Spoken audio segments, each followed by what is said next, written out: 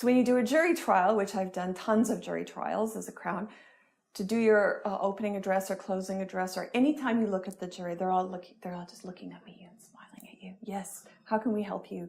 You know, we're going to do good for the world. We're going to clean up crime. Everybody loves you. And the judges as well, because you run the court. Yes, Ms. Parker. Do you have a matter, Ms. Parker? So my very first day in court as a defense lawyer, it was a motion that I brought. And my former colleague and a friend of mine was dealing with the matter for the Crown. And so he stood up and started talking to the court. And then some other people came and other lawyers saying things to the court about what I was doing and how they didn't like it and that, you know.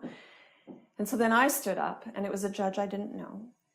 And I said, Your Honor, if I could just address the court. It was my motion. It was my application. And it was obvious of that. And I was also sitting on my side of the courtroom. And I stood up and I said just that in the politest of ways. And the judge looked at me and said, and who are you? And I thought, okay, Dorothy, you're not in Kansas anymore. And I had never in my entire career as a Crown, on all the hundreds and hundreds of days I've been in court, had a judge speak to me that way, ever. And all I did was stand up and ask for the opportunity to be heard. And that is a theme that runs through the entirety of the last 4 years of being a defense lawyer. And that is what I've had to struggle with.